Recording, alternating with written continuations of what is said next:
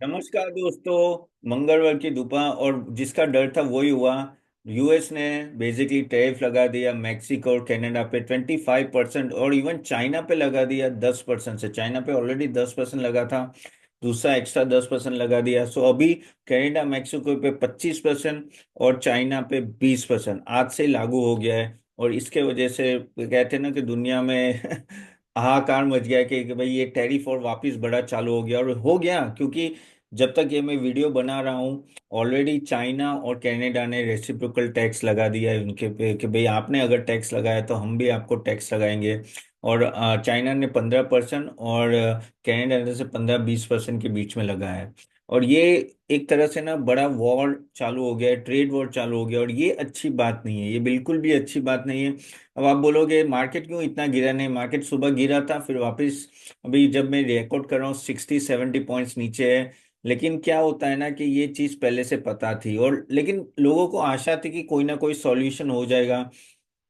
पहले कहते थे ना कि ट्रम्प ने जब इनिशियली 1 महीने तक डिले किया था तो कि वो ऐसा लग रहा था कि सिर्फ नेगोशिएशन के लिए यूज किया है, वो करेगा नहीं। लेकिन भाई वो तो सलमान खान है अपना, में एक बार मैंने कमिटमेंट कर दी तो मैं खुद की भी नहीं सुनता। वही है कि उन्होंने टैक्स लगा दिए आज दोनों। अब ये मुद्दा अभी गंभीर हो गया और यहाँ से इसके इम्प्लीकेशन बहुत बड़े बड़े आएंगे। अभी रिपोर्ट आना भी चालू हो गई कि ऑलमोस्ट यूएस की इकोनॉमी को 1% जीडीपी से इम्पैक्ट आएगा ये टैक्स के टैरिफ के वजह से। क्योंकि भाई वहाँ वो लोग भी कनाडा से, फिर चाइना से और मेक्सिको से काफी हद तक इंपोर्ट आता है। वो सब में 25-25% बढ़ जाता है अगर, तो इससे तकलीफ बढ़ती है, कम नहीं हो रही है।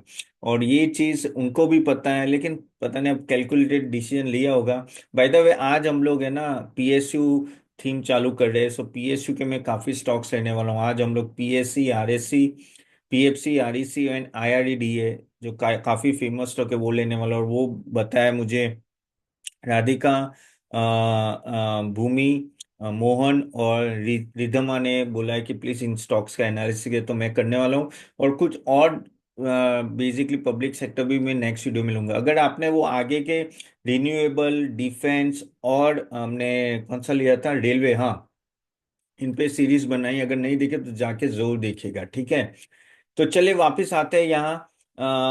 वापस बात करते हैं पीएफसी, आरईसी और उससे। ओके चलो पहले हम लोग ये खत्म करते हैं क्या चल रहा है मार्केट में। तो मार्केट में अभी सिचुएशन इतनी अच्छी नहीं है, और एज ए इन्वेस्टर आपको थोड़ा केयरफुल रहना है। अभी 2 अप्रैल को जो रेसिप्रोकल टैक्स लगेगा इंडिया में भी लगेगा, तो वो देखना पड़ेगा कि कितना लगेगा। लगेगा तो सही, लेकिन हमारे हमारे काफी सारे मिनिस्टर वहां बैठे, यूएस में बातें चल रही है। पीयूष गोयल सुना है कि वो वहां बैठे हुए हैं, नेगोशिएशन चल रहा है। होपफुली 2 अप्रैल तक कुछ ना कुछ वो ला के रख देंगे जिससे अपने को शायद इम्पैक्ट भी आए, थोड़ा है। देखो यूएस कुछ तो लगाएगा, क्योंकि अभी सबको लगाया तो इंडिया को लगाएगा, लेकिन इंडिया उसके सामने ही पहले से ही काफी टैरिफ कम करते जा रहा है। तो वहां से इम्पैक्ट थोड़ा कम होने के चांसेस है, क्योंकि जिस तरह से अभी इसने सब पे लगा दिया है तीनों कंट्री में, तो इंडिया को भी लगाएगा ही लगाएगा। तो यहाँ अभी देखना है कि इंडिया पे कितना लगेगा। लेकिन हाँ, ये सब ट्रेड वॉर से ऐसा नहीं है कि फिर सिर्फ मैक्सिको कनाडा को प्रॉब्लम होगी या चाइना को, यूएस को भी बड़ी प्रॉब्लम होगी। जैसे बोला 1% जीडीपी का अनुमान तो ऑलरेडी है कि नीचे चला जाएगा। अब देखते हैं आगे आगे क्या होता है। लेकिन अगर यूएस मार्केट गिरने लगा तो अपने लिए भी वापस प्रॉब्लम है। चले आज हम लोग पीएसयू के बारे में बात करते हैं। ये सब तो चलता रहेगा क्योंकि हर रोज कुछ ना कुछ हेडलाइंस आती रहती है। अब पीएसयू में बात करें तो आज जैसे मैंने बोला पीएफसी, आरईसी, आईआरडीडीए तीनों पावर सेक्टर में, उसमें डिटेल में बात करते हैं हम लोग, क्योंकि ये तीनों बहुत ही महत्व स्टॉक्स है, महत्वपूर्ण स्टॉक है और काफी लोगों ने निवेश किया है इसमें। तो ये तीनों कंपनी जैसे पीएफसी, आरईसी, अगर हम लोग पीएससी बात कर पीएफसी के तो वो आपको भी पता है पावर जनरेशन की फाइनेंसिंग करते हैं, इवन ट्रांसमिशन की जो पावर ट्रांसमिशन होता है उसमें। इवन आरईसी की बात करें तो स्पेसिफिकली वो डिस्कॉम और ट्रांसमिशन में ज्यादा फोकस है, जब पावर एक बार जनरेट होकर सप्लाई होता है, ओके, एक बार एंड कंज्यूमर तक जाता है ना, उसको डिस्कॉम कहते हैं। डिस्कॉम क्या होता है?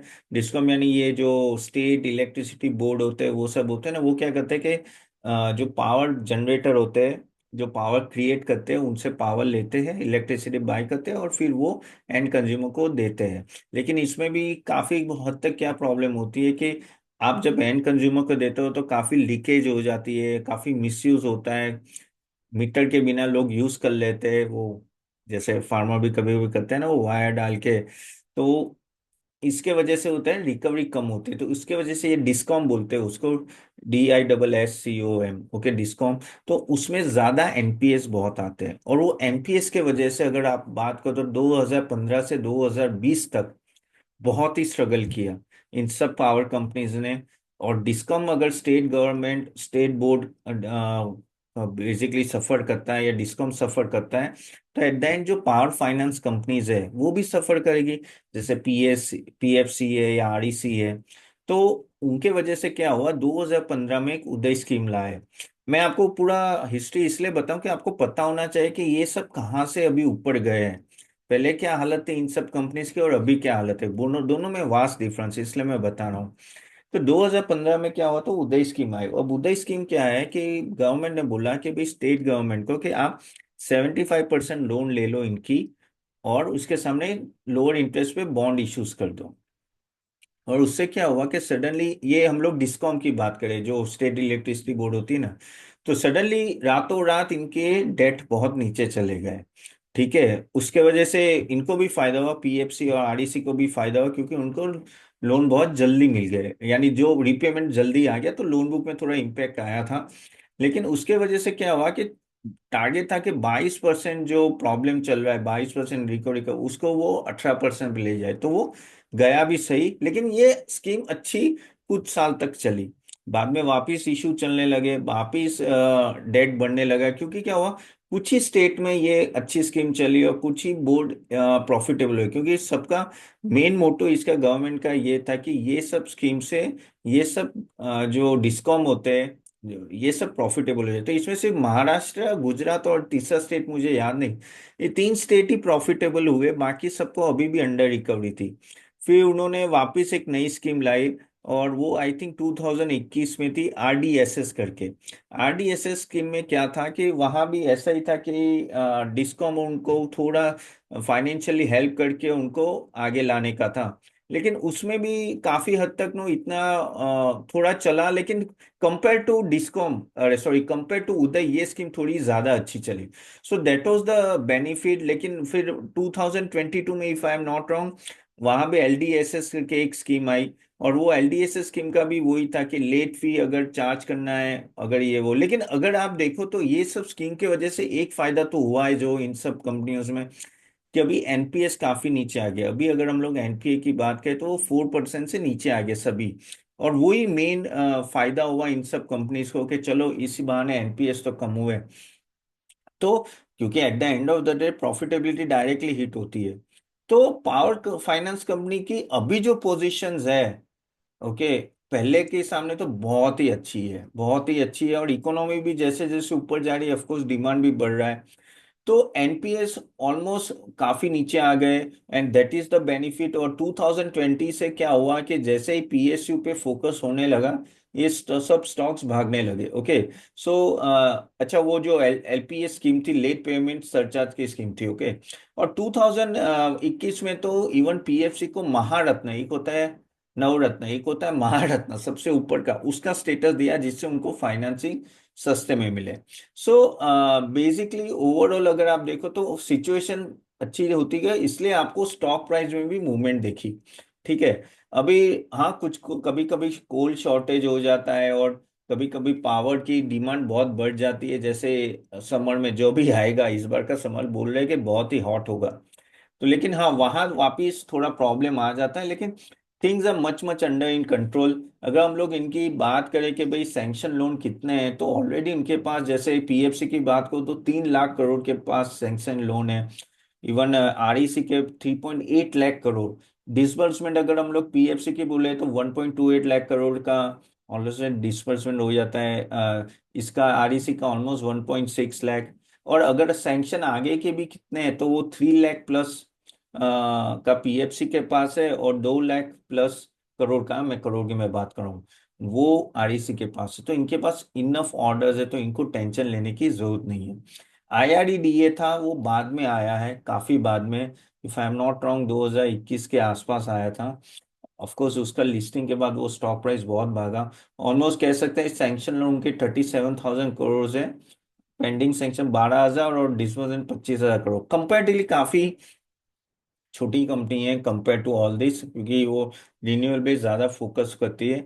हम लोग एक काम कर लेते हैं कि आपको है ना, मैं थोड़ा इनका फाइनेंशियल्स दिखा देता हूँ, तो आपको थोड़ा इसका नॉलेज आएगा। तो let me share the screen, 1 minute. And by the way, अगर आपने अभी तक हमारे चैनल को सब्सक्राइब नहीं किया, जरूर subscribe, share it and like it too. Okay, and 1 minute, I am just sharing it. Okay, just minute, yeah. So चलिए बात करते हैं। आपके कोई क्वेश्चन है गाइस, प्लीज कमेंट बॉक्स में जरूर डालिएगा। कोई चाहते हो कि आप कोई स्टॉक हम लोग रिव्यू करें, तो हम लोग जरूर रिव्यू करेंगे। सो अगर हम लोग बात करें कि किस तरह से ये स्टॉक गिरे हुए अपने हाई से, तो अगर देखो, power finance 34%, sorry REC 41%, IREDA 51%, तो अच्छे खासे गिरे हुए। एंड ओवरऑल ROE ROC तो ठीक ठाक ही है, कोई गड़बड़ नहीं है। एंड लेकिन अगर यहाँ हम लोग पी रेशियो भी देखें ना, तो पी रेशियो ऑफ कोर्स इनका तो सिर्फ 5 और 6 है, लेकिन इसका देखो IRD का 26, बहुत ही हाई है। लेकिन सबसे बड़ी जो इम्पोर्टेंट बात होती है इन सब कंपनियों की, वो है प्राइस टू बुक वैल्यू। तो प्राइस टू बुक वैल्यू अगर हम लोग पावर फाइनेंस का देखेंगे, तो ऑलमोस्ट सिर्फ 1.13 है, REC का 1.33 है, लेकिन IREDA का 4.35 है। तो valuation wise of course IREDA, जो रिन्यूएबल सेक्टर में ज्यादा फोकस करती है, उसका काफी हाई है कंपैरेटिवली। अगर हम लोग सेल्स ग्रोथ, प्रॉफिट ग्रोथ देखें, तो ओवरऑल आप देखें कि PFC का ठीक ठाक है, 8% का सेल्स ग्रोथ और प्रॉफिट 18%। REC का 10 और 19 है। IRD का थोड़ा है, लेकिन कंपनी भी छोटी है, तो उस तरह से देखना है। अगर आप 3 साल का रिटर्न देखोगे, तो अच्छा है। PFC REC का दोनों का 55 to 60% है। इस साल तो ऑफकोर्स ये नीचे है। सो ओवरऑल अगर हम लोग फाइनेंशियल्स भी देखें, तो ओवर द टाइम इनका अच्छा ही है, कोई कोई प्रॉब्लम नहीं है। अगर अब हम लोग रिजल्ट की बात करें कि भाई रिजल्ट कैसा रहा, तो रिजल्ट अगर आप देखोगे, तो ओवरऑल आप देखोगे क्वार्टरली, क्वार्टर ऑन क्वार्टर जो सेल्स ग्रोथ है, ठीक है, वो कंपेरेटिवली ठीक ठाक था। लेकिन प्रॉफिट ग्रोथ 9%, PFC का अच्छा था, लेकिन REC का इतना नहीं था। IRD का भी इतना नहीं था। IRD का प्रॉब्लम वही है कि अगर आपका प्रॉफिट ही नहीं बढ़ेगा, तो आपके लिए सब सही में प्रॉब्लम है, क्योंकि आप हाई वैल्यूएशन ले रहे हो, करेक्ट। तो IID में थोड़ा वैल्यूएशन अभी भी हाई है, और वो रिन्यूएबल सेक्टर में। और रिन्यूएबल की अभी पता है आपको कि हालत खराब है, काफी हद तक ना कह सकते हैं कि वो मूवमेंट ही नहीं आ रहा है। और ट्रम्प बिकॉज रिन्यूअल के खिलाफ है, ओवरऑल सेक्टर भी डाउन है। और काफी हद तक ऐसा भी हो रहा है कि वो कहते हैं ना कि प्रॉपर एग्जीक्यूशन नहीं हो रहा है काफी सारी कंपनीज का। वो इसी वजह से IREDA आगे जाके थोड़े प्रॉब्लम में आ सकते हैं, अगर इन लोगों को नहीं, क्योंकि वो लोग सिर्फ पावर यानी सोलर विंड और उन सब में लोन्स देते हैं। तो ये एक आपको थोड़ा ध्यान से देखना पड़ेगा जब आप बोलते हो कि IRED में इन्वेस्ट करने के लिए। इसके लिए भी बात करेंगे ओवरऑल। सो ओवरऑल इन सब कंपनीज की अगर आप देखो, तो ये सब कंपनीज है ना 2020 के बाद ही बढ़े हैं। पिछले 3 साल में जैसे मैंने बोला ना, बहुत ही अच्छा रिटर्न दिया है, और काफी हद तक बढ़ गए। उनका पी रेशियो और सब कुछ नो, री रेटिंग हो गई थी। ओके, लेकिन ओवरऑल एक November 24 में एक डीप आया था, क्योंकि 5% प्रोविजन ऑन प्रोजेक्ट लोन पे बात हुई थी, वो एक डीप आया था, लेकिन वापस रिकवर हो गया था। लेकिन यहाँ क्या हुआ है कि मार्केट गिरा है, तो साथ में ये भी गिरा है। फंडामेंटल कोई प्रॉब्लम नहीं है, इनका लोन बुक भी बहुत ही बड़ा है। अगर हम लोग कैपेसिटी यूटिलाइजेशन की बात करें, तो ऑलमोस्ट PFC का 25% है, जो बहुत अच्छा है। REC का 23.8 है।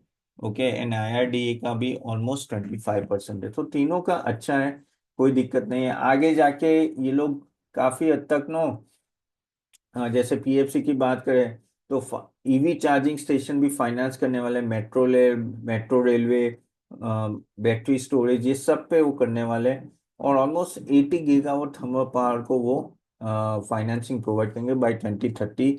REC का भी ऑलमोस्ट 1.3 लाख का डिस्ट्रीब्यूशन अभी पेंडिंग है, लेकिन डिस्पोजल हो गए। और खास करके वो फोकस कर रहे हैं अभी रिन्यूएबल, तो रिन्यूएबल में ही 1.3 लाख करोड़ का वो प्लान कर रहे हैं। रेलवे इलेक्ट्रिफिकेशन के लिए भी उन्होंने काफी कॉन्ट्रैक्ट ऑलरेडी साइन किए हुए हैं। आईआरडीए जो है वो नेक्स्ट 2 साल में अपना लोन बुक डबल से ज्यादा करना चाहता है, green hydrogen, solar, wind energy, उन सब में। सो उस तरह से ठीक ठाक ही है, कोई प्रॉब्लम नहीं रह गया है, क्योंकि by the end of 2030 government is planning 300 gigawatt of power. So 8 lakh crore annual power investment, और 4 लाख करोड़, सॉरी 4 लाख करोड़ का एनुअल इन्वेस्टमेंट प्लान होगा। सो इस तरह से अगर देखा जाए तो इन सभी कंपनीज के लिए इनफ ऑर्डर बुक्स है। और ये टाइप ऑफ मोनोपोली कंपनीज है, क्योंकि यहाँ सभी नहीं आ पाएंगे, तो वो इशू नहीं है। बस वही है कि किस लेवल से वो ग्रो होंगे, क्योंकि प्रॉफिट ग्रोथ तो धीरे धीरे हो रहा है। आपने देखा कि 8% का रेवेन्यू ग्रोथ है या 30% का CAGR प्रॉफिट, तो ऐसा नहीं कि प्रॉफिट ग्रोथ ज्यादा हुआ है, बस वो री रेटिंग हो गई थी जब ये अच्छा खासा, कहते हैं ना, 4 साल में जब फोकस आने लगा। और मैंने जैसे बोला एनपीए भी कम कम हो गया है 4% से। So that is a best thing if you talk about this companies. Okay. So अगर हम लोग बात करें कि इन केस में करना क्या है, क्या हमें लेना चाहिए या नहीं लेना चाहिए, तो यहाँ एक दो चीजें आपको हमेशा ध्यान में रखनी है कि इन सब कंपनी में और कोई प्रॉब्लम नहीं, बस एक ही चीज आपको देखनी है कि इनका एग्जीक्यूशन कैसा है, और वो क्या एनपीएस को कंट्रोल में कर पा रहे हैं कि नहीं पा रहे। अगर वो एनपीएस को कंट्रोल में कर पाएंगे तो कोई दिक्कत नहीं है, लेकिन अगर नहीं कर पाए तो बड़ी दिक्कत होगी। तो यही आपको देखना पड़ेगा। और डिस्कॉम का अगर प्रॉफिटेबिलिटी कम हो गया, तो पावर जनरेटिंग ट्रांसमिशन कंपनीज होती है जो डिस्कॉम, अगर वहां कम हुआ तो आपके लिए, तो हमारे लिए प्रॉब्लम है। तो ये चीज आपको थोड़ा ध्यान में रखना पड़ेगा जब आप इन कंपनीज के लिए बाय करते हो। तो अगेन मैं थोड़ा चीज आपको बता देता हूँ कि यहाँ प्रॉब्लम सोर्सिंग की भी नहीं है, यहाँ गवर्नमेंट बैकिंग है, सब है। और थोड़ा अगर हम लोग यहाँ से एक बार चार्ट में आपको वापस दिखा देता हूँ, if I can, 1 minute, I just show it to you, just a minute. So यहाँ से मुझे क्या लग रहा है, मुझे तो यही लग रहा है कि इन सब कंपनीज में प्रॉब्लम तो इतना दिख नहीं रहा है। ओनली द थिंग इज के किस वैल्यूएशन पे आपको एंटर करना है। अगर हम लोग ये पीएफसी की बात करें, और ये अगर 3 साल का भी या 5 साल का चार्ट ले ले, ये देखिए आप कैसे 2022 से ऊपर गया, 81 का ऑलमोस्ट 500 आ गया, 6 गुना हो गया था, अभी वो वापस नीचे आया है। लेकिन वही है कि आपको ये देखना है कि यहाँ से किस तरह से ग्रोथ होगा, तो ग्रोथ तो ठीक ठाक ही रहेगा। और ऐसा भी नहीं कि यहाँ से बड़ा जंप आएगा, क्योंकि पावर कैपेसिटी ऑफ कोर्स बढ़ानी, और नो पावर जनरेशन और प्लस इकोनॉमी बढ़ेगी तो ये भी, लेकिन ये एक सेफ बेट हो सकते हैं। पीएफसी ले लो या आप आरईसी ले लो, आरईसी में भी ये सीन है। ठीक है, अगर 3 साल का देखोगे चार्ट तो इसमें भी ये सीन है। ओके, इवन आईआरडीडीए, लेकिन स्टिल आई फील कि आईआरडीडीए में थोड़ा आप थोड़ा संभल के चलना, क्योंकि जैसे मैंने बोला कि रिन्यूएबल सेक्टर अभी फोकस में नहीं है। और जब रिन्यूएबल सेक्टर इतना फोकस में नहीं होता तो आगे जाके आपको दिक्कत भी आ सकती है इसमें। मुझे तो भी, अगर आप बोलो पीएफसी और आरईसी, अगर आप डेटा पॉइंट ये सब देखोगे तो आरईसी थोड़ा और नो सेफर साइड लग रहा है, पीएफसी भी खराब नहीं है। पर जैसे ने बोला कि क्योंकि मार्केट इतना गिर रहा है, तो यहाँ से भी थोड़ा गिर सकता है, but it's reaching at a level where if you want a safe bet, या 12-15-20% का रिटर्न रेगुलरली आए, I think not not a bad option this one. Again, ये सिर्फ इंफॉर्मेशन के लिए, आप खुद अपना रिसर्च करके इन्वेस्ट करना है, मैं बोल रहा हूँ तो इन्वेस्ट नहीं करना है, मैं जस्ट आपको बता रहा हूँ कि क्या चल रहा है मार्केट में। और किस वैल्यूएशन वैल्यूएशन जैसे मैंने बोला कि काफी हद तक ये नीचे आ गए 40-50% से। तो अब ये क्या पूरी सभी सभी स्टॉक्स नीचे आ गए, but yes, it's a good level if you want to think about it. Okay. So चलिए यहाँ तक रखते हैं, और मैं पीएसयू कंपनीज ले लूंगा नेक्स्ट टाइम। सो होप आपको ये वीडियो अच्छा लगा, डू अगर अच्छा लगा do like it and share it to everyone. Situation of all this power finance company is much much better compare to what was there before 2020। Okay. चलिए अभी मैं कुछ क्वेश्चन आंसर ले लेता हूँ, आपके बहुत सारे पेंडिंग है, तो मैं जरा बता ले, 1 मिनट, मैंने ओपन किया है कि नहीं किया है, जैसे मैं, सॉरी मैं ओपन करना भूल गया, मैं जस्ट ओपन कर लेता हूँ। ओके। और बाय द वे आपको गिफ्ट मैंने यहाँ कमेंट बॉक्स में डाली है, प्लीज प्लीज वो ले लेना। उसमें हमने काफी हद तक सभी इन्वेस्टमेंट टूल्स दिए, which will be very very helpful to you in order to do analysis about screener, stock, Tijori, finance से लेके हमने बहुत कुछ दिया है फ्री मटेरियल, जरूर ले लेना। ओके। और एक ईमेल आईडी डालना है आपको, और phone number and you will going to get it. Okay, चले तो कम्युनिटी में, एक मिनट। हाँ, सो पहला क्वेश्चन है बेसिकली अविनाश के, sir can I shift from मटार टू नीबे? नीबे क्या है? नीबे पता नहीं है। मटा तो अविनाश देशमुख 8192, मैंने कहा ना कि आई एम नॉट होपफुल। और जब तक मैनेजमेंट उस तरह का रिटर्न नहीं देती, जब तक वो कॉन्फिडेंस नहीं देती इन्वेस्टर के यहाँ से हम लोग परफॉर्म करेंगे, तब तक I seriously I doubt about मटार।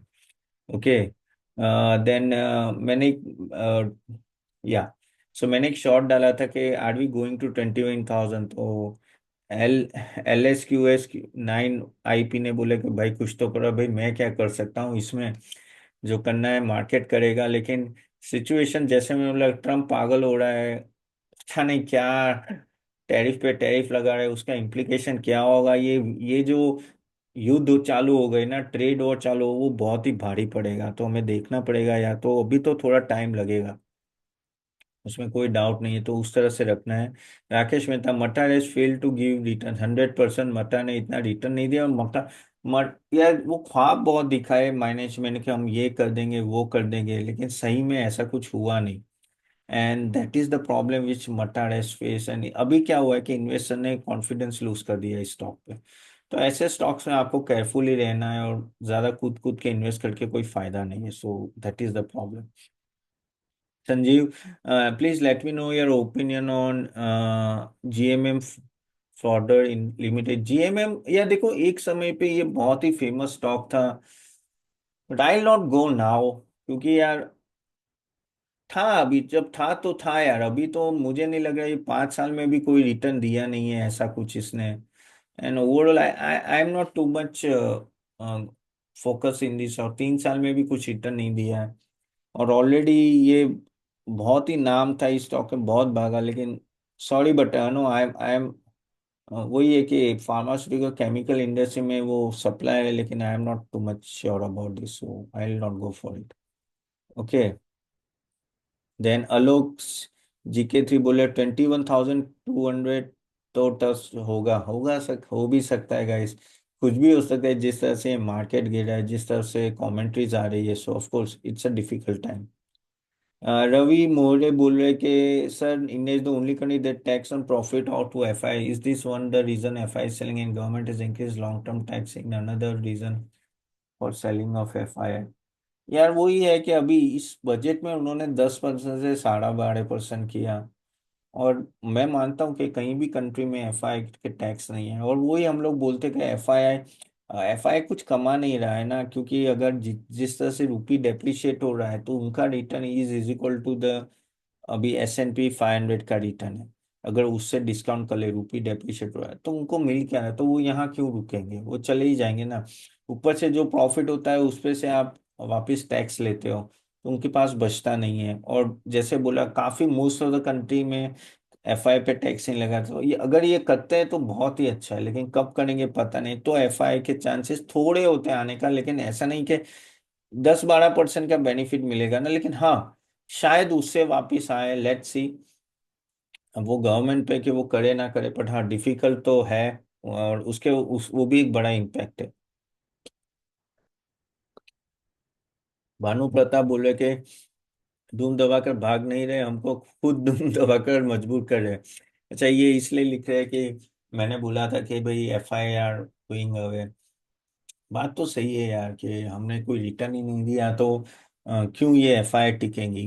FI आपके पास तभी टिकेगी जब आप अच्छा रिटर्न दोगे। रिटर्न ही नहीं दोगे तो कहाँ से टिकेगी? तो yes, that is a inherent problem with our market now. और अनलेस अगर हम लोग रिटर्न नहीं देंगे, यानी क्वार्टरली रिजल्ट अच्छा नहीं आएगा, ये सब टैक्सेशन के रूल्स सिंप्लीफाइड नहीं होंगे, डिफिकल्ट है FI नहीं आए। अगर पिछले 5 साल में देखो, 10 लाख करोड़ का बेच के कस चले गए, DI ने सामने 13-14 लाख करोड़ का बाय किया है। लेकिन FI is going, that is the truth, क्योंकि उनको यहाँ कुछ वैल्यू नहीं थी। और मैंने काफी दुबई में भी मेरे फ्रेंड्स है कुछ, उनसे बात की कि क्या लग रहा है FI के इंडिया को देख रहे, तो वो इंडिया को देख ही नहीं रहे। ऑलरेडी हम लोग जैसे 21 पे 22 पे पी पे बैठे हैं, जब चाइना 14 के पी पे बैठा है, तो चाइना इज फार्म और इनएक्सपेंसिव देना सर, उनमें ग्रोथ भी ज्यादा दिख रही है, तो ये सब वजह से एफआई क्यों रहेगा इंडिया में। एनीवेज, अब वो तो टाइम ही बताएगा कि यहाँ से क्या होगा, बट होप आप ये सेशन एंजॉय किया होगा। तो जरूर like and share to everyone and do subscribe to our channel. जैसे मैं बोला, गिफ्ट नीचे रखिए, ले लीजिएगा, और आपके क्वेश्चन प्लीज कमेंट बॉक्स में डाल दीजिए, मैं कल जरूर ले लूंगा। ओके, चलो, thank you very much for joining guys, see you then, bye bye.